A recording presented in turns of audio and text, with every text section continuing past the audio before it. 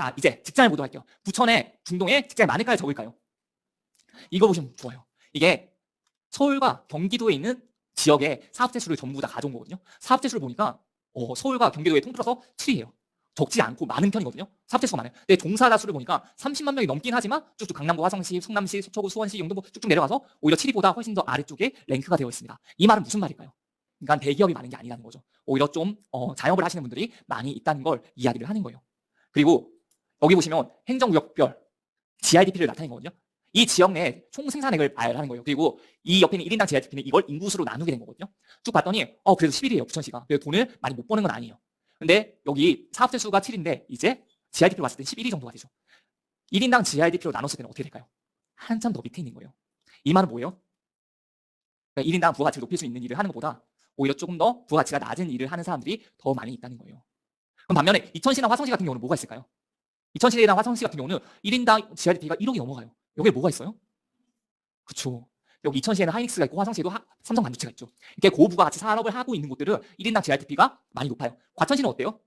일단 과천시 인구가 작아요. 인구가 작은데 일자리의 질은 어때요? 상당히 높은 일자리들이 많이 있죠. 그렇기 때문에 평균 1인당 GRDP가 높게 되어 있는 거죠. 그다음 평택도 높아요. 평택에 뭐가 있어요? 반도체가 있죠. 그래서 고부가가치 산업을 하고 있는 거예요. 그 다음에 성남시거든요. 성남시에 뭐가 있죠? 판교가 있어요. 게임 회사들 많고 IT 쪽 회사들이 많죠. 근데 고부가치 산업을 하고 있는 곳들이 1인당 GRDP가 좀 높게 나오는 경우들이 많이 있습니다. 그래서 여기까지 알아두시면 이걸 보면서 왜 이렇게 좀 높게 나오는지. 예를 들면 연천구 같은 데서도 높게 나오잖아요. 여기는 왜 높게 나올까요? 일자리가 많지 않으니까. 거기가 일자리가 많지 않으면 거기서 좀 높은 급여를 받는 곳들이 있게 되면 인구수는 작고 이렇게 하게 되면 조금은 높은 급여로 나올 수가 있는 거예요. 그래서 살짝 왜곡이 되어 있는 거죠. 그래서 항상 GRDP와 이 1인당 GRDP를 같이 봐주시는 게 좋아요. 왜냐하면 GRDP를 봤을 때 연천군이 있을까요? 없을까요? 없어요. 그러니까 왜곡이 될 수가 있거든요. 인구수를 나누다 보니까. 그래서 이 부분까지도 같이 보면서 지금 부천이 대기업은 좀 없지만 그래도 종사자 수는 많아. 근데 그 종사자 수는 많지만 1인당 GRDP가 낮은 걸로 봐서는 급여가 세거나 하진 않을 거야. 여기까지 추측 가능해요. 그러면 수원시 같은 곳은 어떻게 확인할 수 있을까요? 수원시. 수원시는 어떨 것 같으세요? GRDP 높아요. 그리고 일자리도 많고 대기업도 사업체 수도 많아요. 그런데 1인당 GRDP는 어때요? 낮죠. 이건 어떻게 해석할 수 있을까요? 근데 우리가 알다시피 수원에 양질의 일자리 있어요? 없어요? 삼성전자가 있죠. 삼성전자가 있는데 이렇게 낮다라고 한다면 좋은 일자리도 있지만 좋지 않은 일자리도 많고 거기서 플러스 인구도 상당히 많이 있는 곳이구나라는 것을 알 수가 있는 거예요. 이런 식으로 GRDP라든지 또는 종사주 사업체 수를 보고 이걸 유출을 하고 내 생각이 맞는지를 검증을 해보는 시간을 가지는 것이 좋습니다. 자, 그러면 호갱노동에서 본 걸 말씀을 드리자면 여기는 이제 원의 크기는 총생산액이에요. 총생산액이고 여기 쓰여져 있는 게 연봉 그리고 여기가 종사자 수예요. 근데 영등포구의 연봉을 보자면 6,200만 원 정도 됩니다. 근데 원미구 같은 경우는 3,900만 원 정도예요. 이 주변에 인근에 있는 곳들이랑 비교를 해도 부평구랑 비교를 해봐도 서구랑 비교를 해봐도 남동구랑 비교를 해봐도 연수구, 시흥시 이런 곳들이랑 다 비교를 해봐도 어때요? 조금 낮은 수치죠. 종사자 수는 31만 3천 명 정도가 되기 때문에 종사자 수는 꽤 있는 편이에요. 그리고 과거부터 시작해서도 꾸준히 조금 오름세를 가지고 있는 곳이고 지금 2020년도부터는 거의 정체되어 가고 있는 곳입니다. 자, 사업체 수는 8만 2천 개 정도가 돼요. 8만 2,600개 정도가 되고 한번 2020년 증가했다가 내려갔다가 지금은 유지하고 있는 정도라고 볼 수가 있을 것 같습니다. 자, 평균 연봉이 3,920만 원. 근데 여기서 제가 조금 전에 말씀드렸지만 우리한테 익숙한 기업이 있냐 없냐가 중요하잖아요. 자, 제가 여기서 제일 유명한 기업 두 개, 연봉도 세고 일자리도 많은 기업 두 개 가져와 볼게요. DB 하이텍, 동부 하이텍이죠. 유진기업. 들어보신 적이 많으세요? 없죠. 이만큼 좋은 기업을 가지고 있는 곳은 아니다라고 볼 수가 있는 거예요. 그래서 이런 부분은 조금 아쉬운 부분이 되는 겁니다. 자, 그러면 직장이 있으면 이런 직장이 있겠죠, 분명히. 여기에 파란색, 여기 상업 지역이 빨간색이고 여기 공업 지역, 여기가 중공업 지역인데 여기가 공업 지역이고 여기에 일자리들이 꽤 많이 있을 거예요. 그런데 여기 공업 지역, 중공업 지역이 있습니다. 우리나라에서 경기도에서 볼게요. 경기도에서 산업단지가 몇 개 정도 있을까요? 산업단지가 130개가 넘게 있거든요. 사업체 수로 봤을 때 중동이 지금 서울이랑 다 포함해서 몇위 정도였어요? 7위 정도였잖아요. 근데 산업단지는 몇 개를 가지고 있을까요? 산업단지. 국가산업단지 몇 개 가지고 있을까요? 딱 하나 가지고 있는 거예요. 그러니까 국가산업단지를 가질 수 있을 만큼 그런 힘까지는 아직 있을 부지도 만들어지지 않은 거죠. 그래서 오정산업단지 딱 하나를 가지고 있고 그 옆에 있는 물류단지라든지 부천 테크노파크를 가지고 있습니다. 그래서 부천 유일한 산업단지가 오정산업단지라고 볼 수가 있고요. 오정산업단지는 경기도 내 유일한 금융집적화단지로서 2009년에 조성을 했어요. 그리고 지금 3,000명 전후로 이제 계속해서 왔다 갔다 하고 있는데 이 정도의 인구가, 이 정도의 종사자 수가 있다고 볼 수가 있습니다. 부천 테크노파크 같은 경우는 4개 단지로 이렇게 저 차 타고 임장 가봤는데 크게 4개 단지로 구성이 되어 있어요. 전자부품이라든지 로봇 연구 단지 등이 있는데 여기서 이제 페스티벌 같은 것도 해요. 그래서 가족들끼리 이런 곳들에 가는 사람들도 좀 있는 걸로 알고 있습니다. 그리고 오정 물류단지는 여기가 이제 서울이고 여기가 인천이다 보니까 정말 물류 역할을 하기가 딱 좋은 곳에 되어 있잖아요. 그래서 한국토지주택공사에서 사업비 2,500억 원 정도 투자를 해서 여기에 물류단지를 만들었어요. 그래서 쿠팡 등 회사들이 입점을 해 있어요. 그래서 물류를 하기 좋은 거구나, 교통적으로 요충지가 될 수 있는 곳이구나 정도를 아시면 좋을 것 같습니다. 자, 근데 중동에서 일자리가 별로 없잖아요. 그래서 항상 경제발전 기본구상에서는 일자리를 어떻게 하면 늘릴까에 대한 고민이 담겨져 있어요. 자, BBRC가 뭘까요? BBRC. 일단 한글로 하자면 부천, 기업, 혁신, 클러스터예요. 기업 혁신 클러스터를 말을 하고 있는 겁니다. 네. 그래서 어떻게 하면 조금 더 일자리를 많이 만들까 보게 되면 여기가 BBRC1이라고 되어 있고 BBRC2라고 되어 있고 3라고 되어 있습니다. 여기를 하나하나씩 보게 되면 여기가 다 만들어지게 된다면 기업 유치를 2,000개를 하는 거예요. 그리고 고용 창출을 10만 명 하는 거죠. 지금도 30만 명인데 여기 10만 명이 더 추가가 되면 40만 명이 되는 거죠. 그럼 어때요? 훨씬 더 좋아진 거죠. 그리고 경제 효과가 120조 원이에요. 어마어마하죠. 지방 세입이 이제 4천억 원, 세까지 거둘 수가 있는 거예요. 그래서 첨단 기업 유치를 효과를 극대화를 하겠다고 하는데 이걸 어디서 모티브를 땄냐면 판교에 있는 테크노밸리를 모티브로 해가지고 이렇게 하겠다라고 한 거예요. 자, 그런데 진행이 잘 되고 있을까요? 잘 되고 있지 않을까요? 하나씩 보도록 할게요. 이제 BBRC1 같은 경우는 문화산업을 좀 잘 만들고 싶다고 했잖아요, 부천이. 그래서 부천 명상문화단지 산업단지를 만들려고 해요. 거기서 지식산업단지를 조성하고 여기가 생각보다 많이 커요. 46,400평이에요. 여기가 로봇 세라믹, 패키징, 위생명 등 연구개발 R&D 산업을 하겠다. 웹툰 애니메이션, 제작업체, 직접화 등 300개 기업을 유치를 하겠다라고 해요. 그리고 그 옆에 부천 허브렉스와 종합운동장 1원 이쪽이죠. 여기서 첨단 산업단지를 만들겠다. 여기도 2만 평이에요. 그래서 첨단 ICT 기반, IoT, 3D 인터넷, LED 조명, 연구기관, 강소기업 등 100개 기업 유치를 하겠다고 합니다. 이거 두 개 더하면 몇 개 기업이에요? 400개 기업. 그런데 우리는 2,000개 기업을 유치를 하려고 해요. 그러면 어디가 남았어요? 3 하나가 남은 거죠. 여기가 북부 지역 친환경 국가산업단지. 국가산업단지가 없었는데 여기를 하나 더 만들겠다라고 하는 거죠. 여기에 이제 만들게 되면 국가산업단지로 조성을 해서 벤처기업이라든지 다국적 기업, 바이오 신재생, 좋은 기업들을 다 유치를 하겠다고 한 거예요. 그래서 1,600개의 기업을 유치를 하겠다라고 하는 거죠. 그럼 이걸 다 더하게 되면 2,000개가 되는 거죠. 이게 다 들어오게 되면 부천 입장에서는 어떨까요? 너무 좋아지는 거죠. 정말 좋아지는 거예요. 사실 이게 될 거라고 생각을 하는 사람이 있기는 하지만 이게 될까라고 생각했던 사람이 더 많은 것 같아요. 그래서 되면 너무 좋은 건데 제가 늘 기사를 찾아봅니다. 기사를 찾아봐요, 이걸. 제가 예전에 부천 특강도 했었거든요. 그래서 기사를 찾아보는데 2017년도에 한참 유행했던 거예요. 부천 기업 혁신 클러스터 조성, 기업치 전담팀을 구성했어요. 2017년도에. 그래서 시민이 만족하는 스마트 부천을 만들겠다라고 했던 거예요. 이게 2017년도입니다. 근데 지금 몇 년이 지났어요? 많이 지났죠. 7, 8년이 지났죠. 자, 근데 없어요. 2021년도에 부천 대장 정미 의료 3기 신도시 자족 지역을 만들겠다라고 해가지고 3기 신도시 이제 나왔을 때 다시 또 이야기가 뜹니다. 그래서 부천 대장은 유치기업은 정밀 금속 가공산업, 정밀 의료기기 산업, ICT 융합 산업 기업 및 로봇 산업, 지능형 생활 가전 산업, IT 소프트웨어 산업, 문화 산업 등이 선정되었다라고 해서 3기 신도시가 들어올 때쯤 이게 같이 들어올 거라고 예상을 하고 있습니다. 근데 실제로 한번 기사를 찾아보십시오. 부천 기업 혁신 클러스터를 한번 찾아보세요. 기사가 하나도 없습니다. 정말 거의 진행이 되지 않고 있다는 거예요. 이거 제가 말씀드린 이유는 뭘까요? 이게 들어오면 좋은 거지만 이것 때문에 투자하는 게 아니라 이게 들어오면 아 좋아지는구나 정도로만 알고 있으면 되는 거예요. 아 이게 언제 되지가 아니고 이게 기사에서 나온 그날 내가 이거 부천 기업 혁신 클러스터를 검색했는데 상단에 시들 이게 뜬다라고 하면 그때 유심히 쳐다봐도 된다는 거예요. 지금은 많이 가망성이 아직까지는 없는 것 같습니다. 자 그럼 교통 어떻게 보면 교통이 여기는 베드타운이기 때문에 교통이 상당히 중요해요. 교통이 이제 여기 7호선을 이용할 수가 있고 1호선을 이용할 수가 있어요. 7호선과 1호선을 이용했을 때 얼마만큼 갈 수 있는지를 보도록 한번 해볼게요. 이제 중심 업무지구라고 한다면 강남, 여의도, 시청 이 세 군데가 있을 거고 그 외 판교, 구리가리, DMC, 마곡 이렇게 볼 수 총 7군데를 볼 수가 있을 거예요. 이 7개까지를 봤을 때 얼마만큼 빨리 도착하냐라고 하게 되면 강남역까지는 부천 시청역이나 송내역에서 50분에서 60분 사이에서 도착할 수가 있어요. 그래서 1시간 내에 갈 수 있다고 볼 수 있는 거죠. 도심까지도 마찬가지, 도심까지 또 53분이요. 근데 송내역에서는 44분이 걸립니다. 왜 그럴까요? 1호선 타고 환승 없이 쭉 갈 수 있으니까. 여의도까지도 송내역은 31분, 그리고 부천시청역은 46분이에요. 그래서 1호선 라인도 교통이 안 좋은 게 아니에요. 교통도 물론 좋아요. 근데 상권 자체라든지 이런 사람들이 살기 좋고 학군이 좋은 곳들이 전부 7호선 인근에서 다 발전을 하고 있는 거예요. 자, 구리가리까지도 20분대, 상암 DMC까지는 40분 정도 전후로 걸리고 마곡까지도 30분에서 40분 사이, 판교까지는 1시간이 넘게 걸립니다. 이걸 봤을 때 교통적으로 보면 어때요? 조금 더 빨리 가면 물론 좋겠지만 이 정도 본다고 하더라도 나쁘지는 않은 거죠. 그래서 교통적으로 봤을 때 나쁘지 않은데 지금 늘 나오고 있는 이야기가 여기서 하나의 획기적인 사건이 나온다고 이야기를 하고 있어요. 어떤 게 있을까요? 부천의 교통호재라고 한다면 가장 많이 사람들이 말하는 게 뭐가 있을까요? 그렇죠. GTX. 한참 GTX가 떴다가 다시 또 없어졌다가 다시 또 오르고 있죠. GTX가 오르고 있습니다. 자, 보세요. 그러면 GTX 어떤 노선이 지나가게 될까요? 부천에는 어떤 노선이 지나가게 될까요? 자, 많은 사람들이 B 노선이라고 말씀을 하세요. B. 이렇게 송도에서부터 시작해가지고 청량, 용산, 청량리 쪽으로 쭉 가는 B 노선. 그리고 D 노선이 발표됐을 때 기억나시나요? GTX D 노선이 됐을 때 김포에서 기대를 많이 했어요. 김포에서 진짜 기대를 많이 했어요. 왜냐면 와 여기 우리도 좀 교통이 안 좋았는데 골드라인 말고 GTX를 이용할 수 있겠구나. 우리 이거 타고 강남까지 갈 수 있을까? 이런 생각을 많이 했단 말이에요. 근데 GTX D 노선이 발표가 되는 순간 김포에서 부천으로 내려간다고 하는 순간 어떻게 됐을까요? 실망 매물이 쫙 나왔어요. 진짜 농담 아니고. 갑자기 가격이 1억이 내린 아파트가 거래가 되기 시작했던 거예요. 왜냐면 내가 생각했던 방향이 달랐거든요.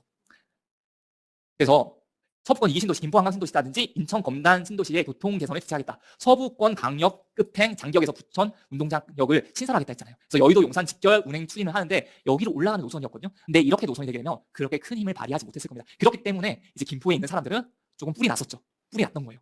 그런데 이렇게 됐던 거였거든요. 이제 직결을 하게 해준다고 해서 장기에서 이렇게 D 노선이 용산까지 가는 거예요. 그리고 여기에 갈아타는 게 아니라 이렇게 직결을 하고 이전에 여기 있는 B 노선을 여기 장기까지 와가지고 갈아타는 거였거든요. 아 그래도 이제는 직결을 해줄게까지 나왔습니다. 근데 이거까지 한다고 해서 김포 사람들 기분 좋아했을까요? 네, 그렇게 좋아하지 않았어요. 근데 새롭게 나온 거 혹시 보셨나요? 새롭게 나온 거 이거거든요. B 노선은 그대로 이렇게 용산이랑 그리고 쭉 가서 청량리를 지나는 노선으로 되어 있습니다. 근데 D 노선을 보세요. 장기역에서 시작을 해가지고 계양 들어와서 부천 종합운동장역 여기에 GTX 노선이 두 개가 지나요. 그리고 어디가요? 강남을 가는 거예요. 노선이 이렇게 바뀌었습니다. 그래서 쭉 가서 팔당까지 해서 이렇게 교산 신도시를 지나서 가는 거예요. 이 노선이 생기면 어떻게 될까요? 이 노선이 생기면 B랑 D가 생기게 되면 강북 쪽으로도 엄청 빨라지는 거고요. 강남 쪽으로도 엄청 빨라지는 거예요. 이 두 노선이 생기게 되면. 그렇기 때문에 부천의 교통 발달 가능성은 너무나도 높다고 말씀드릴 수 있고 GTX B 노선 같은 경우는 언제 완공 예정일 것 같으세요? 완공 예정 2030년입니다. 그럼 착공을 언제 해야 돼요? 이미 했어야 되죠. 착공식 했을까요? 하지 않았을까요? 착공식 했어요. 착공식을 했어요. 근데 착공을 하지 않았던 거예요. 착공식을 했는데 착공을 하지 않은 거예요. 왜냐면 얼마 전에 선거 있었잖아요. 조금은 보여주기식 착공식을 한 거예요. 근데 그 뒤에 진행은 되지 않고 있다라고 볼 수가 있거든요. 근데 GTX 지금 A 노선도 난리 났죠. A 노선 때문에 동탄 22억에 걸리고 그랬잖아요. 그런 것처럼 GTX라는 노선이 상당히 호재가 많고 파급력 있는 노선이에요. 특히 B 노선 하나만으로는 살짝 아쉬운 게 있었는데 D 노선까지 이제 강남으로 갈 수 있고 여기가 강북으로 갈 수가 있다면 너무 좋은 노선이 되는 거거든요. 이 두 개의 노선이 생기면 부천은 훨씬 더 좋아질 가능성이 너무나도 있는 거예요. 그래서 GTX B, D 노선 완공 시 서울 접근성이 더욱 용이해집니다. 근데 언제 될 거다? 라고 한다면 진짜 물음표예요. 이거 언제 된다고 자신 있게 말하시는 사람이 없을 것 같습니다. 2030년이라고 하지만 보통은 연기되는 경우들이 많거든요. 2035년 안에 볼 수 있으면 잘 볼 수 있지 않을까라는 생각이 들 정도예요. 그래서 아직 언제 될지 모르겠지만 일단 2030년 이후가 될 것 같다라고 보고 있으면 될 것 같습니다. 자, 그러면 한 가지만 더 이야기 드릴게요. 아마 많이 들어서 알고 계실 테지만 이렇게 호재를 본다. 교통 호재를 본다. 그러면 가격이 세 번 오른다고 해요. 발표가 났을 때, 착공을 했을 때, 그리고 개통을 했을 때. 언제가 제일 좋아요? 이 세 번이 오르면 저는 일단 발표 나고 나서는 하지 말고 착공을 하고 나서 하라고 말씀드려요. 왜냐하면 일단 착공을 했으면 포기를 못 하거든요. 일단 끝까지 공사를 진행해야 돼요. 그러면 노선이 신설이 되는 건 맞거든요. 개통이 됐을 때는 아마 미리 선반영 돼가지고 많이 올라가 있을 가능성이 높을 거예요. 시장이 좋으면 많이 올라가 있을 거고 개통이 됐는데도 시장이 반영이 되어 있지 않았다라고 한다면 개통되어 있을 때도 정말 좋은 기회가 되는 거예요. 예를 들면 신분당선이 수지구청역 앞에 생겼잖아요. 이때 가격 어땠을까요? 폭등했을까요? 생기고 나서 아니라는 거예요. 이때 가격이 생기고 나서도 쭉 그대로였어요. 그리고 나서 다시 상승장 됐어야 올랐었거든요. 근데 이런 지역이 신림선 어때요? 서울에 있는 신림선.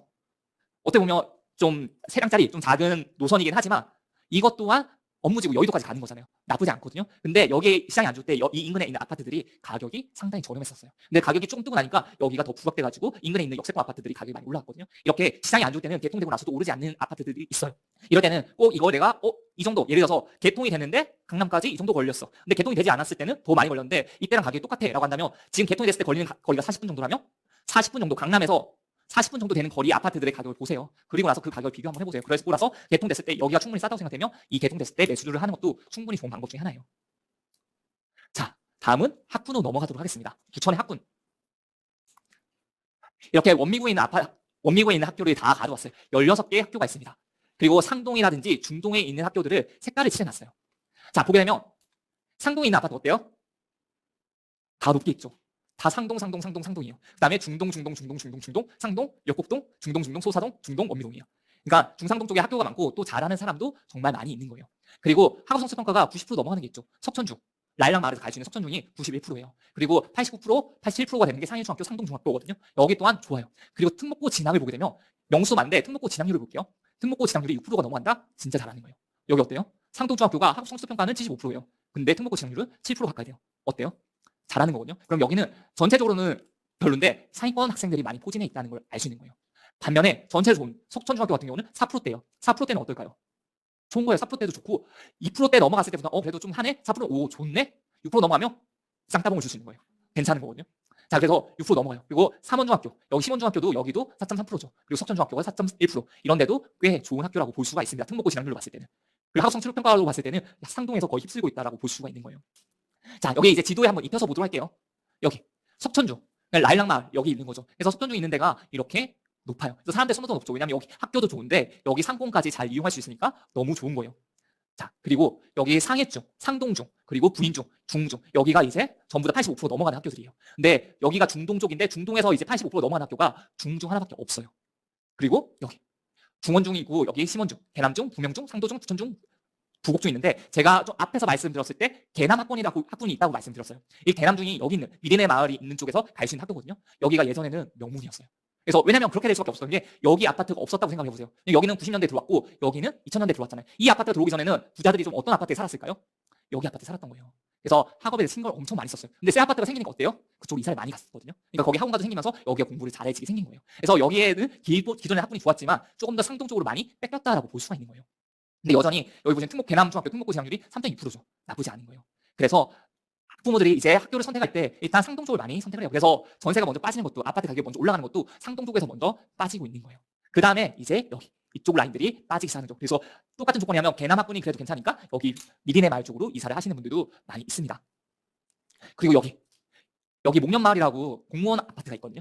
여기에 선생님들이 많이 사는데 제가 또 질문이 있어서 물어봤어요. 여기 사람들이 어느 초등학교를 좀 선호하는지를 물어봤더니 상인초, 석천초, 상일초, 3S라고 부른대요. 여기 SSS 이 학교들을 엄청 선호한다고 해요. 그래서 이 학교 만약에 내가 자녀를 키우고 실거주로서 혹시 부천에 거주를 할 생각 있으신 분들은 이 초등학교를 배정받을 수 있는 곳에 가시는 것도 좋은 방법이라고 볼 수 있을 것 같아요. 자, 그래서 어떻게 보면 여기 포도마을이 있고 여기에 미리네 마을이 있거든요. 둘 다 좋은 단지예요. 왜냐하면 둘 다 백화점을 가지고 있고 여기는 미리네 마을 같은 경우는 롯데백화점 그리고 포도마을 같은 경우는 여기 현대백화점을 이용할 수가 있어요. 여기도 부천시청역, 여기 중동역을 이용할 수가 있는데 그래도 학군에 대해서 좀 신경 쓴다라고 하시는 분들은 여기를 선호하는 개남학군으로 가시는 분들도 있기도 합니다. 자, 이제 환경을 좀 보도록 할게요. 정말 제가 딱 봤을 때 부천에 인장한다고 한다면 신중동역에서 딱 내리세요. 내려가지고 한번 이 일자로 이쪽을 한번 쭉 보세요. 그러면 우와 이렇게 상권이 좋은 곳이 있나? 라는 생각이 들 정도의 상권이 있고 그리고 이 아래쪽을 먼저 보시면 좋아요. 이쪽으로 먼저 가시게 되면 여기 부산 위브더 스테이트라는 좀 좋은 건물들이 있어요. 좋은 아파트들이 있는데 여기 사이로 카페 골목들이 잘 형성되어 있거든요. 이 카페 골목에서 한번 상권을 만끽하신 다음에 여기 위에 가면 좀 고층 건물들이 있어요. 증권가, 은행가들이 있거든요. 여기에 있고 여기 그 다음에 여기가 먹자 골목으로 다 되어 있습니다. 그래서 여기 먹자 골목을 한번 거니고 배고픈 먹을 먹고 나서 이쪽으로 가시게 되면 이제 딱 일직선으로 상권을 싹 다 볼 수가 있는 거예요. 그래서 이 상권에 뭐가 있냐라고 한다면 여기 롯데백화점 있죠. 그리고 여기 이마트가 있습니다. 여기 현대백화점 있어요. 홈플러스가 있고 상권이 상당히 크게 되어 있어요. 그리고 여기 유코어 아울렛 그리고 세이브점 여기가 있는데 혹시라도 내가 임장을 가가지고 가족들의 선물을 살 거다라고 한다면 여기 꼭 가세요. 그냥 유코어 아울렛이 상당히 좀 좋은 물건을 저렴하게 판매를 하는 게 있거든요. 옷을 산다 그러면 유코어 아울렛 가가지고 그냥 가족들 옷 사가지고 임장 갔다 와서 아 이거 선물이야 가서 싸게 사왔어 라고 말할 수 있을 정도로 괜찮은 질의 물건들이 많으니까 여기서 쇼핑을 하는 거 허락해드리겠습니다. 여기 한번 가서 네, 물건을 사셔도 괜찮아요. 자 그리고 여기 부천 로데오리 먹자골목 있죠. 그리고 여기 둘리의 거리가 있고 송내 영화거리가 있고 상동시장이 있습니다. 여기는 재래시장이에요. 재래시장이 길쭉하게 되어 있는데 정말 좋아요. 혹시 재래시장이 주변에 있는 거 좋아하지 않으시는 분들도 있거든요. 그런데 거주하시는 분들한테는 만족도가 너무나 높아요. 왜냐하면 신선한 물건을 싸게 살 수 있으니까. 그리고 똑같은 물건을 여러 마트가 하나 있으면 물건 가격을 모르잖아요. 근데 재래시장 가게 되면 똑같은 과일 상점이 몇 개가 있어요. 여러 개가 있잖아요. 가격을 비교해 볼 수도 있고 어떤 게 더 좋은 건지 확인도 하면서 살 수도 있는 거예요. 그래서 재래시장 있는 것 또한 좋게 볼 수 있다라고 볼 수가 있을 것 같습니다.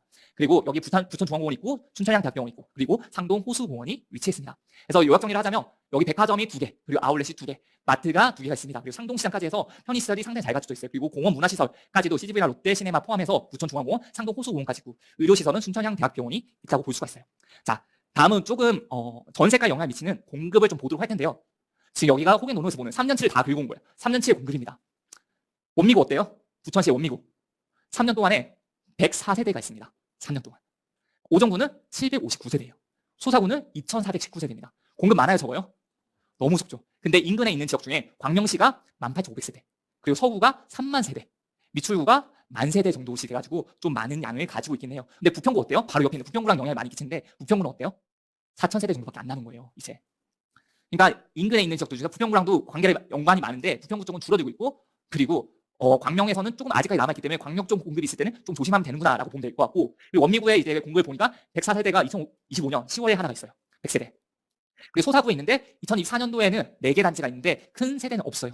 그리고 2026년쯤 돼야지 송내 프루지오 센트비엔이 들어오면서 1000세대 정도 단위의 아파트가 들어오게 되는 겁니다. 그래서 지금 당장은 전세가 내려갈 걱정은 크게 하지 않으셔도 될 것 같습니다. 오정 같은 경우도 지금 작은 단지들 2025년 11월, 12월에 이제 원종역 해모로 아스트라 그리고 부천 원종 B2 블럭이 있습니다. 이렇게 공급을 다 나타낸다고 하더라도 그렇게 많은 공급이 없다는 걸 볼 수 있고 이 공급을 보기 위해서 어느 쪽으로 인구 이동이 있는지를 봐야 되는데 광명 쪽에 전입 전출이 많은 편이에요 적은 편이에요? 많지는 않아요. 그렇기 때문에 공급이 많이 있다고 해도 크게 문제될 것 같지 않지만 공급이 너무 많이 생긴다라고 한다면 유입이 될 수도 있고 유출이 될 수도 있어요. 전출될 수 있으니까 여기까지는 확인을 하시는 게 좋을 것 같고 구로구라든지 강서구 여기는 공급이 많지가 않습니다. 그리고 부평구에서 가장 인구 이동이 많은데 부평구 어때요? 확 감소를 하죠. 그리고 부천 내에서 이동이 가장 많이 되지만 부천 내에서도 없죠. 그렇기 때문에 전세적으로 봤을 땐 좋아요. 그래서 부평 쪽에서 가장 많은 오감이 있는데 이게 줄어요. 그리고 서구는 많이 있죠, 공급이. 그래서 이때는 전출이 많은데 공급까지 많으면 조심하긴 해야 됩니다. 그리고 구로 쪽에서 전입이 많이 있는 거고 시흥시에서 빠져나가는 사람 많은데 시흥시는 어떻을까요? 시흥시 이 아래쪽에 있죠. 이 아래쪽에 있는데 그래도 적은 편은 아니지만 그렇다고 그렇게 많은 편도 아니기 때문에 큰 영향을 끼치지 않을 거라고 볼 수가 있을 것 같습니다. 자, 그래서 인구 이동적으로 봤을 때도 공급 부분에서는 상당히 좋겠구나라는 걸 볼 수 있습니다. 자, 딴 걸 기억 못하더라도 이것부터는 기억을 하셔야 돼요. 중상동 생활권 분석 키포인트예요. 제가 분석을 어떻게 하는지에 대해서 말씀을 드릴 텐데 이 부분을 꼭 기억을 해주셨으면 좋겠습니다. 자, 처음에 중동 신도시가 들어오기 전에는 1호선 라인 쪽으로 구시가지가 발전을 하고 있었어요. 이쪽이죠. 그리고 나서 신도시가 들어오면서 여기가 이제 발전을 하기 시작해요. 특히나 7호선이 들어오면서 여기가 많이 발전을 했죠. 그리고 2000년대가 되기 전에 90년대 쪽에서는 이제 중동 신도시가 발전을 했다면 여기까지요. 여기까지 90년대 지어진 아파트들이요. 상동 신도시, 이제 여기가 중동 신도시에 연계되면서 여기가 2000년 초반에 들어오면서 여기가 더 좋아지기 시작했던 겁니다. 그래서 여기가 좋아지기 시작을 했죠. 그래서 아파트 순위를 보자면 저는 항상 어느 지역을 갔을 때 1순위 지역, 2순위 지역, 3순위, 4순위, 5순위 이렇게 기억을 하는 편이거든요. 그러면 이제 중상동 생활권을 봤을 때 1등 아파트를 1등 지역이라고 한다면 저는 1등이 여기요. 다정한, 라일락, 진달래, 그리고 행복한 푸른마을, 백송마을, 하얀마을 여기가 1등이에요. 투자를 할 수 있다면 저는 제일 먼저 여기를 투자를 할 거예요. 자, 그러면 2등은 어딜까요? 2등은 7호선 아래쪽이에요. 포도말, 보란말, 무지개, 그립, 미리네 여기가 2등 라인이에요. 여기가 2등 라인이고 기회가 된다면 저는 여기를 먼저 우선순위에 잡을 것 같아요. 그리고 3등 라인은 어딜 것 같으세요? 저 위에요. 7호선 있죠. 한라도교, 설화, 금강, 은하, 중말 여기가 3등 라인이에요. 그럼 4등 라인은 어딜까요? 여기 아래쪽에 하나는 반달 이쪽이 4등 라인이요. 그러면 4등 라인이니까 투자하면 안 되나요? 이게 아니라는 거예요. 왜냐면 4등 라인도 충분히 만약에 1등, 2등, 3등 라인을 내가 투자를 못할 것 같다. 그럼 4등 라인도 해야죠. 소액으로 하시고 좋은 투자고 아직까지 가격이 싸다면 하는 게 맞는 거예요. 이런 식으로 라인을 정해놓고 저는 보고 있거든요. 이제 처음에 발전을 할 때도 이제 여기가 더 좋아졌다가 이제 2000년도에 들어오면서 여기가 더 좋아지게 된 거죠. 처음에 여기에 들어올 때는 여기 이미 도시가 있다고 했었잖아요. 자, 그래서 특징이 뭐냐면 여기 인근에 있는 사람들이 위화감을 느끼지 않게끔 하기 위해서 여기는 인근에 있는 아파트가 15층에서 다 중고층이라고 한다면 여기는 조금은 더 낮게 지었어요. 위화감은 없어요. 그래서 나중에 한번 지도를 보세요. 꿈마을, 연화마을, 복사골 마을에 외곽에 둘러싸고 있는 아파트를 보세요. 아마 최고층이 거의 10층일 거예요. 그러니까 더 낮게 이렇게 친화적으로 지었단 말이에요. 그런 부분들까지도 중상동 신도시를 만들 때 다 기획을 하고 만든 겁니다. 자, 그리고 학군적으로 보게 되면 라일락, 진달래, 다정하니 학군이 어떤 학군이었어요? 석천 학군이었어요. 그래서 여기를 사람들이 선호해요. 여기는 행복한 푸른 백송, 하얀 마을 상일 학군이에요. 그래서 여기 또한 그래서 여기 네 군데 여기 라일락, 진달래, 다정한 그리고 행복한 푸른 마을, 백송 마을, 하얀 마을이 가격이 비싼 편이에요. 학군도 좋고 빠지는 게 없어요. 중상동에 산다고 한다면 여기가 빠지는 게 없는 지역이라고 볼 수가 있습니다. 그 다음이 이제 포도마을, 보란마을, 미리네, 그린타운인데 여기 또한 여기는 어떤 학군 있죠? 개남 학군이 있어요. 개남 학군. 그런데다가 여기 상권까지 다 같이 이용할 수 있으니까 너무 좋죠. 그래서 이 보란마을 그리고 포도마을, 미리네 마을 여기 세 개의 아파트들이 거의 가격이 같이 움직이는 편이에요. 자, 여기서 이제 이렇게 순위를 잡아놓고 여기서 우선순위를 따지는 건 이거예요. 중상동 신도시는 업무지구로의 접근성이 중요해요. 그래서 땅의 가치 판단 기준입니다. 그래서 교통이 중요해요. 교통이 7호선이 더 좋기 때문에 7호선, 상권도 7호선이 더 좋아요. 그래서 이 중심으로 이제 가격이 펼쳐지는 거예요. 그래서 7호선이 좋아서 여기 라인이 1등, 여기 라인이 2등, 여기 라인이 3등, 여기 라인이 4등 이렇게 되는 거라고 볼 수 있습니다. 자, 이걸 꼭 기억을 해주셨으면 좋겠고 이제 하나하나마다 보도록 할게요. 중상동 7호선 북부생활권입니다. 이제 중상동 신도시에서 이렇게 위쪽을 보는 거예요. 위쪽을 볼 때 여기는 특징이 소형 평형으로 된 아파트들이 많아요. 특히나 여기 앞쪽 라인들. 여기 앞쪽 라인을 제외하고는 여기 소형 평형들이 많이 포진해 있는 곳들이에요. 그리고 신축 아파트가 거의 없거든요. 여기 전부 다 구축 아파트. 여기는 2000년대 아파트. 여기 아파트들이 그래도 신축 아파트로서 작용을 하고 있습니다. 여기서 제일 먼저 볼 아파트가 라일락 신성 미소지구 아파트예요. 2022년식인데 955세대예요. 26간 단일 평형으로 구성되어 있는데 상동역 도보로 가능하죠. 그리고 석천도 석천중 배정을 받아요. 그래서 좋은 학군이죠. 그렇기 때문에 거주 만족도가 높고 여기를 상당히 선호합니다. 근데 이제 26평, 27평인데 가격이 4천만 원 정도 차이가 나요. 이 차이가 나는 이유는 뭘까요? 그쵸, 방개수예요. 어떻게 차이가 나냐면 이렇게 차이가 나요. 여기는 방도 방인데 화장실도 차이가 납니다. 방 2개에 화장실 하나 구조, 계단식에. 여기는 방 3개에 화장실 2개 구조. 어디가 더 좋은 구조일까요? 방 3개에 화장실 2개. 일단 방 개수가 많은 게 중요하고 이 방 개수 하나당 거의 적게는 2, 3천, 많게는 5천, 6천 정도 차이가 나는 거예요. 그렇기 때문에 지금 이 정도의 가격이 차이가 나는 거고 전세 금액도 그에 맞게끔 차이가 나는 거거든요. 근데 시장이 안 좋을 때는 이게 가격이 거의 똑같을 때가 있어요. 제가 똑같은 가격을 여러 번 봤었거든요. 이때는 무조건 방 3개짜리를 하는 게 맞고 1, 2천만 원 차이가 나도 방 3개짜리를 하십시오. 전세금 지금 차이가 나는 것처럼 나중에 가격 차이가 날 겁니다. 그래서 투자를 한다면 방 3개짜리에 투자를 하는 게 좋다라고 말씀드리고 싶고 이렇게 말씀드린 이유가 경험담이에요. 제가 1억에 투자를 할 때 방 2개, 방 3개 있었는데 1,000만 원 차이였어요. 그러니까 제가 2억 9천에 2억 8천으로 수직 공급 아파트를 매수했다고 했잖아요. 여기 방 3개짜리가 3억이었거든요. 저는 싼 게 좋지라고 하고 이걸 투자를 했어요. 근데 제가 과거로 돌아간다 뭘 투자를 했을까요? 무조건 이거예요. 그래서 이런 부분들, 특히나 신도시에서 방 2개짜리 구조, 방 3개짜리 구조가 다른 경우들이 많거든요. 제가 계속해서 알려드릴 테지만 그런 부분들까지도 같이 구조도 같이 확인을 하면서 봐주시는 게 좋습니다. 자, 다음 금강마을이에요. 금강마을. 여기는 선호도가 높죠. 왜냐면 부천 시청역 바로 역세권이니까. 그리고 초등학교 바로 끼고 있어요. 그리고 그래서 투자자분들도 좋아해가지고 투자자분들이 많이 들어간 아파트이기도 합니다. 94년식에 1962세대예요. 17평부터 32평까지 다양한 구조되어 있고 제 부천 시청역 역세권입니다. 선도지구 가능성이 높아요. 그러니까 부천 같은 경우는 선도지구가 거의 두 군데로 압축이 되어 있는데 물론 지나봐야 알겠지만 여기랑 금강말 여기 금강말 쪽이랑 여기 은하말 여기가 좀 될 수 있지 않을까 선도지구로 두 단지가 된다면 여기 두 마을이 되지 않을까라고 보고 있는 곳이에요. 그래서 금강마을도 그렇기 때문에 가격이 생각보다 많이 올랐어요. 금강마을 쪽도. 자, 다음은 중흥이에요. 보세요. 똑같은 17평이에요. 똑같은 거의 거리인데도 보세요. 3억 2천이요. 여기 2억 5천이죠. 차이가 많이 나요. 그래서 이게 조금씩 반영이 되고 있다는 겁니다. 자, 중아파트 95년식에 863세대. 여기가 좀 소형평형 구조되어 있어요. 17평, 18평, 25평. 7호선 도보로 이용 가능한데 중간이에요. 중간. 좀 애매해요. 어디를 이용할지 봉에 따라 달라질 수 있고 기분에 따라 달라질 수 있겠지만 신중동역으로 많이 가겠죠. 그래서 여기 또한 역세권인 아파트라고 볼 수 있고 여기도 투자자분들이 많이 들어갔던 아파트 중에 하나예요. 여기 아파트 매매 가격이 이제 10평대가 2억 중반대 그리고 20평대가 4억대 정도의 시세를 가지고 있습니다. 여기는 10평대 3억대인데 여기 20평대가 4억 중반대죠. 여기 20평대는 거기 차이가 나지 않지만 오히려 10평대가 차이가 더 크게 나고 있는 거죠. 그래서 이 두 군데 자체가 이렇게 선도지구 이슈가 없었을 때도 투자자들이 좋아했던 곳이다라는 걸 알 수가 있어요. 자, 한라마을 주공 3단지, 도교주공 4단지, 설악주공 여기가 다 비슷비슷한 단지예요. 일단 여기 어떻게 보면 여기가 3등 라인이었잖아요. 3등 라인. 여기가 1등 라인, 여기가 3등 라인이었는데 여기도 더 엄밀히 따지자면 3-1 라인이에요. 여기가 3-2 라인이에요. 독세적으로 말씀드렸어요. 그래서 여기 앞단지 더 선호하고 뒷단지를 좀 덜 선호하는 곳입니다. 근데 가격대를 보게 되면 10평대는 대부분 다 2억 5천 전후의 가격을 가지고 있고요. 20평대는 4억 전후의 가격을 가지고 있습니다. 여기는 전용 평형이 다르죠. 설악주공은 21평이고 여기는 24평, 25평의 구조입니다. 자, 그래서 이 정도 가격을 가지고 있는 거예요. 그래서 여기 보게 되면 덕유주공에서 잘 봐줘야 될 게 부흥초를 더 선호하거든요. 그래서 부흥초 배정을 받는 209동, 210동이 가격이 1,000만 원 정도 높아요. 그래서 여기 초등학교를 어디에 배정받는지도 중요해요. 그래서 네이버 지도에서 학군을 보게 되면 초등학교 클릭할 수가 있죠. 그래서 어느 학교를 선호하는지도 포함해서 이왕 가게 갔다면 좀 더 선호하는 초등학교를 배정받는 아파트 동으로 하는 것이 더 좋습니다. 자, 그래서 부천시청역 도보로 다 이용 가능한 단지 그리고 7호선까지 다 이용 가능한 단지로서 이 세 개 단지가 선호도가 비슷비슷해요. 그런데 여기서 10평대가 있습니다. 10평대가 조금 중요한 게 10평대 구조가 달라요. 자, 여기서 10평대 일자 주방 구조가 있고 10평대 기역자 구조가 있습니다. 주방 구조가 있어요. 일자 주방이 더 좋다고 생각하시는 분? 나는 일자 주방이지. 그럼 나는 기역자 주방이지라고 생각하시는 분? 오, 대부분이요. 좋아요. 저도 일자 주방보다는 기역자 주방이 더 나아요. 왜 그럴까요? 왜냐면 공간을 활용하는 게 더 좋아요. 여기 보시면 여기가 텅텅 비어 있잖아요. 그래서 여기에 뭘 할 수가 있어요. 근데 여기는 애매하게 공간 여기밖에 안 남고 여기 조금 남고 하는 거예요. 그래서 공간 활용도가 더 높기 때문에 기역자 주방이 좋고 설악마을이라든지 덕유주공 같은 경우는 10평대가 기역자예요. 그 중마을이나 한라마을 같은 경우는 일자 구조로 되어 있습니다. 그래서 이렇게 나중에 인테리어를 하는 걸 봐도 기역자 구조를 잘 빼는 게 좀 더 도움이 될 거다라는 말씀을 드리고 싶습니다. 그래서 가격 같으면 기역자 구조를 사십시오. 자, 다음은 북쪽에서 대장 아파트라고 부를 수가 있어요. 북쪽에서. 여기가 2015년식. 어떻게 보면 신축이라고 부를 수도 있고 준신축이라고 부를 수도 있을 텐데 여기서 2015년식이 되는 아파트가 없어요. 그렇기 때문에 여기가 늘 대장 아파트로 군림을 하고 있었던 곳이고 600세대가 좀 넘는 아파트입니다. 26, 29, 34평형 아파트로 신중동역 도보로 이용 가능하고 북부 대장 아파트라고 볼 수 있어요. 34평 기준으로 9억 5천이에요. 절대 저렴한 금액 아니죠. 9억 5천 정도 가는 거예요. 그리고 전용 5구 기준으로 26평이죠. 8억 정도 시세를 가지고 있습니다. 그래서 전세가율이 그래도 여기서는 새 아파트를 살려면 대체할 수 있는 곳이 없기 때문에 여기 전세가율도 꽤 높아요. 거의 70% 후반대 가고 있는 거예요.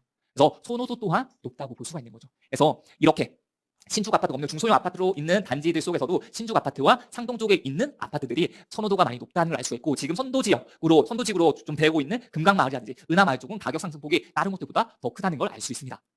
자, 다음은 7호선 남부생활권이요. 이제 지도로 봤을 때 이렇게 좀 더 아래쪽으로 내려오는 거예요. 아래쪽으로 내려온다고 하더라도 여기는 1등 라인이 되는 거죠. 여기는 2등 라인이 되는 겁니다. 자, 여기도 하나씩 보도록 할게요.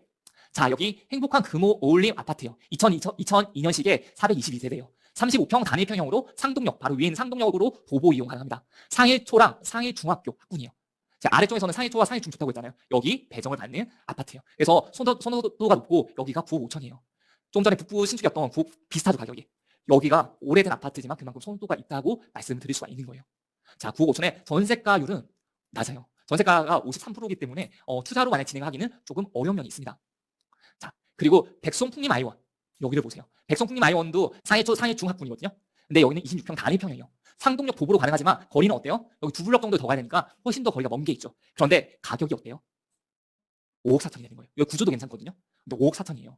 그러니까 내가 상해초 상해중에 보내고 야 되고 그래서 조금 쾌적한 환경에 살고 싶고 이 학군을 포기를 못해라고 한다면 대체제가 된 거예요. 행복한 금호 올림 들어가면 어때요? 돈 많이 들잖아요. 그 대체제로서 저는 백성풍림 아이원이 충분히 해줄 수 있다고 보는 거예요. 그래서 여기 아파트도 저는 충분히 괜찮은 아파트라고 생각하고 여기는 전세가율이 53%지만 여기는 전세가율이 어때요? 67%죠. 더 괜찮은 거죠. 그래서 투자로 접근을 하던 아니면 또 실거주를 할 때 내가 조금 돈이 모자란다면 여기를 거주하는 것도 저는 괜찮다고 생각해요. 그리고 그 다음으로는 이제 포도 3부 영남 그리고 보란말 아주 미래의 동성 이 세 아파트가 거의 비슷하게 가고 있습니다. 거의 세 개가 비슷한데 이 세 개가 이제 20평대가 5억 5천, 여기 20평대가 4억 8천, 여기 20평대가 4억 정도로 형성이 되어 있으면 저는 될 수 있으면 더 저렴한 걸 사는 편이고 30평대 기준으로 보자면 6억 3천이죠.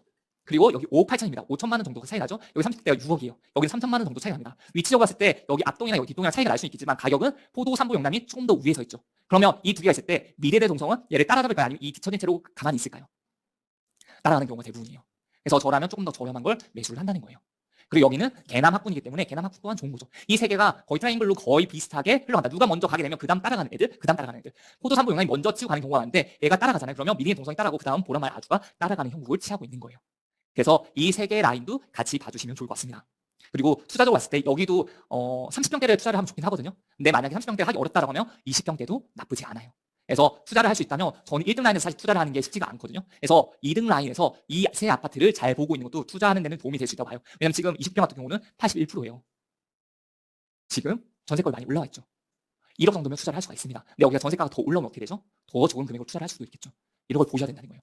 그리고 연하쌍용 여기가 94년식이 438세대인데 여기 위브 더 스테이트 상권을 이용할 수 있어요. 그래서 여기 좋은 상권을 가지고 있는데 여기 상권을 같이 이용할 수 있으면서 이제 여기 신중동역까지도 같이 이용을 할 수 있는 곳이에요. 여기도 전세가 조금 부족한 편에 속하고 매매 가격 또한 30평대가 5억 7천이기 때문에 그렇게 저렴한 금액이라고 볼 수는 없어요. 그래서 보란말 아주랑 연하쌍용이랑 거의 비슷한 가격을 가지고 있는 거예요. 아니, 둘 중에 전 선택을 한다면 보란말 아주를 선택을 할 것 같습니다. 왜 그러냐면 좀 더 좋은 생활권을 더 가지고 있기 때문에 그래요. 그래서 가게 갔다면 보란말 아주 여기를 좀 더 우선적으로 저는 볼 것 같아요. 자, 다음은 중동 리센시아였어요. 제가 아래쪽에 뭐라고 써뒀을까요? 과거의 중동 랜드마크 아파트다라고 해뒀죠. 과거형입니다. 2012년식에 572세대예요. 48평 이상이에요. 대형 평형만 있습니다. 그래서 여기가 48평이 매매가 10억이에요. 결코 싸지 않아요. 그리고 58평이 12억 5천입니다. 자, 이 정도 가격이면 사실 서울에 가도 되는 가격인데 여기에 거주를 해야 되고 고층 아파트를 좋아하시는 주상복합을 좋아하시는 분은 여기서 거주를 하실 수도 있겠죠. 근데 만약 그런 게 아니라면 오히려 저는 여기 살고 계시다면 조금 더 부천 안쪽으로 옮기든 아니면 또는 서울 쪽으로 가든 이런 선택을 해보시면 어떨까 싶고 지금 여기 센트파크 프로지오가 어떻게 되냐 2020년에 입주를 해서 999세대입니다. 여기에 35평에서 56평까지 있고 부천시청역 도보를 이용하는 너무 가까워요. 그리고 부천 신축 아파트고 여기에 바로 앞에 힐스테이트가 있습니다. 여기는 뷰가 어떤 뷰가 나와요? 중앙공원 뷰가 나오죠. 여기는 무슨 뷰가 나와요? 힐스테이트는?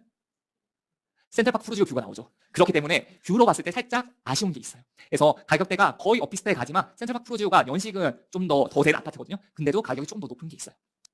네, 그렇게 봐주시면 좋을 것 같고 투자를 만약에 진행을 한다면 할 수 있다면 얘가 제일 좋겠죠.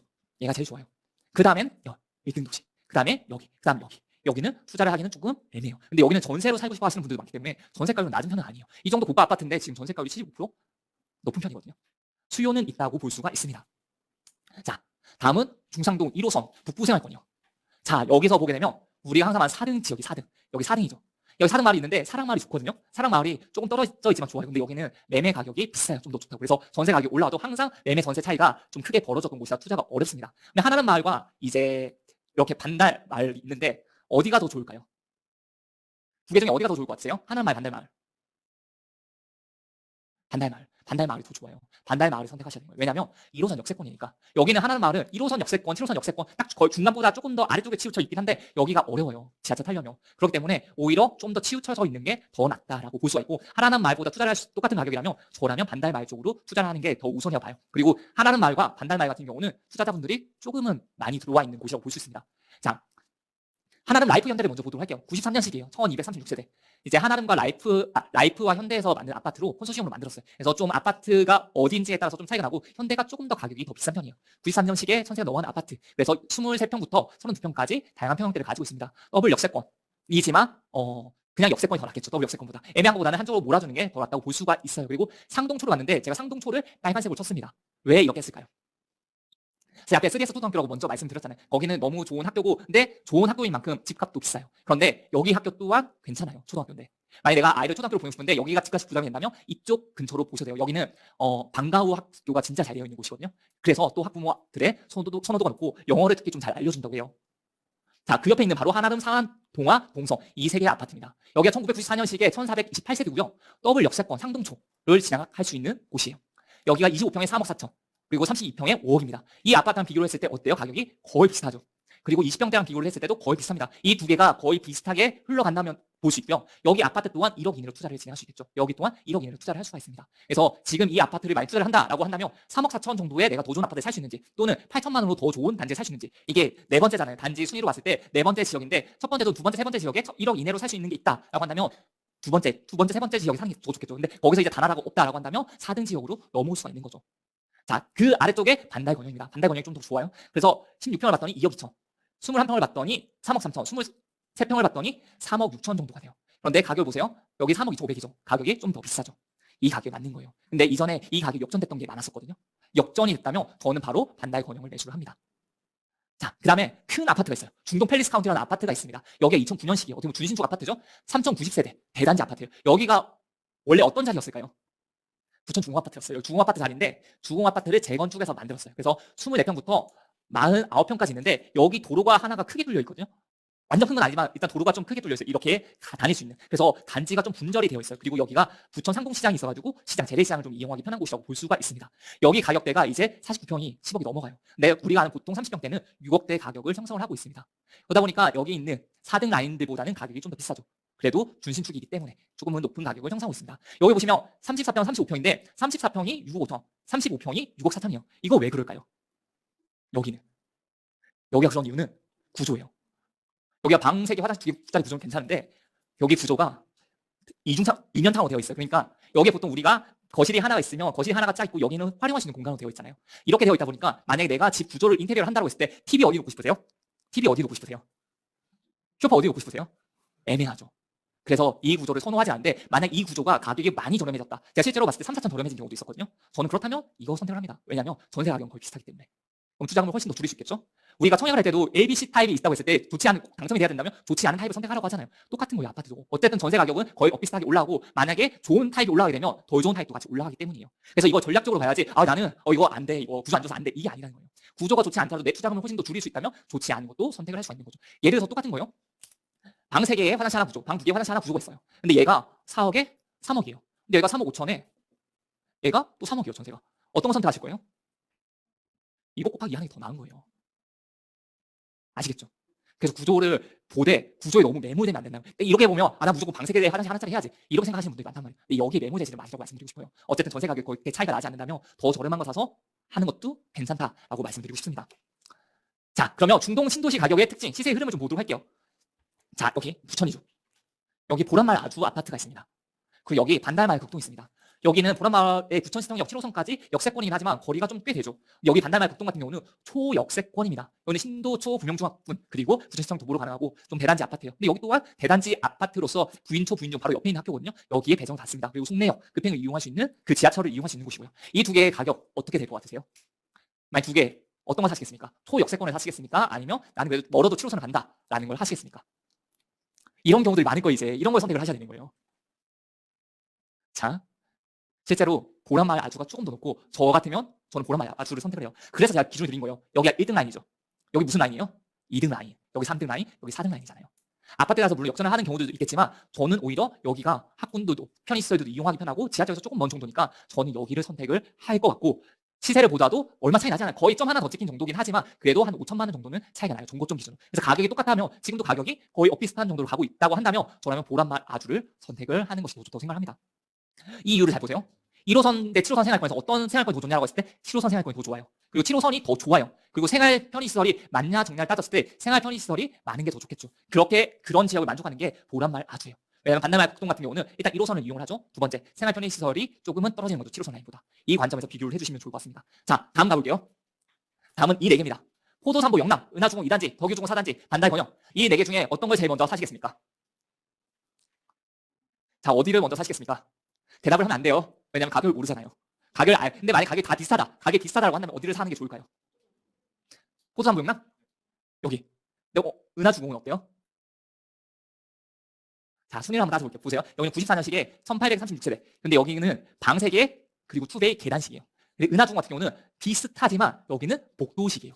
덕유주공 4단지도 복도식이에요. 그리고 반달건영 같은 경우도 복도식이에요. 이게 다른 거예요. 자, 여기서 봤을 때 아까랑 비슷해요. 편의시설이나 이런 거는 은하주공이나 포도삼보 영남이 비슷할 거예요. 비슷하겠죠? 그런데 여기는 계단식이고 은하주공은 복도식이 되는 거예요. 그럼 난 선택을 뭘로 하는 게 좋을까? 가격이 같다면 계단식을 하는 게 더 좋아요. 계단식을. 그렇기 때문에 은하주공과 포도산보 영남을 선택을 할 때는 포도산보 영남을 선택을 하는 게 더 좋겠다라는 생각을 할 수도 있겠죠. 그럼 덕유주공 여기는 이제 7호선까지인데 3등 라인인데 또 3-2 라인이에요. 멀어요. 근데 반대 번역은 어때요? 좀 멀긴 하지만 여기보다 더 가까운 것 같아요. 1호선을 이용해요. 이 두 개는 어떨까요? 어디를 더 선택을 하는 게 좋을까요? 고민을 많이 하시네요. 자, 제가 이걸 말씀드리려고 했던 이유도 고민을 안 하고 선택을 할 수 있게끔 하기 위해서요. 덕유주공 4단지예요. 덕유주공 4단지. 왜냐면 여기는 7호선 이용하죠. 7호선 라인 더 좋죠. 그리고 상권 더 잘 갖춰져 있죠. 이 두 가지. 이런 식으로 빠르게 판단을 하기 위해서 이렇게 1등 라인, 2등 라인, 3등 라인, 4등 라인을 말씀드린 거예요. 물론 이게 100%다 맞지는 않아요. 하지만 빨리 의사결정을 하실 수 있게끔 도움을 드릴 수 있을 겁니다. 자, 그럼 가격을 한번 보도록 할게요. 자, 보세요. 포도마을 3보 영남이 제일 좋다고 했어요. 근데 두 개의 가격 비슷하죠? 올라갈 때 뭐가 제일 많이 올라가요? 포도 3보 영남. 그리고 빨간색이 은하주공 2단지예요. 올라갈 때 차이가 좀 나죠. 조금씩 벌어져요. 그리고 올라갔을 때도 고점 대비해서는 차이가 좀 나는 편이죠. 조금 나요. 크게 나진 않지만 똑같은 가격이라면 그래도 포도 3보 영남을 사는 게 더 좋다라고 볼 수가 있는 거죠. 그리고 반다이 건영과 덕유주공은 어떨까요? 쭉쭉 올라가요? 근데 올라갈 때 어때요? 덕유주공 마을이 좀 더 올라가죠. 그러다가 쭉 정고점을 봤을 때 어때요? 더 올라가죠. 반다이 건영. 그리고 또 내려갔을 때 어때요? 덕유는 좀 버텨주는데 얘는 쑥 내려가죠. 더 내려가는 건 어디예요? 반다이죠. 근데 지금 가격 비슷해요. 그럼 어떻게 선택해요? 항상 헷갈리면 이렇게 생각을 하시단 말이에요. 일단 우리한테는 정고점이 답이다. 아실이 답이다. 아실을 믿자. 이렇게 흐름이 간단 말이에요. 근데 그렇게 하시면 안 돼요. 당연히 덕유 마을 주공을 선택을 하는 게 더 맞습니다.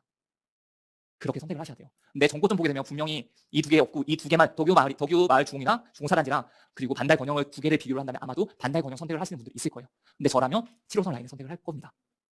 이렇게 봐주시면 그래도 좀 편하시죠.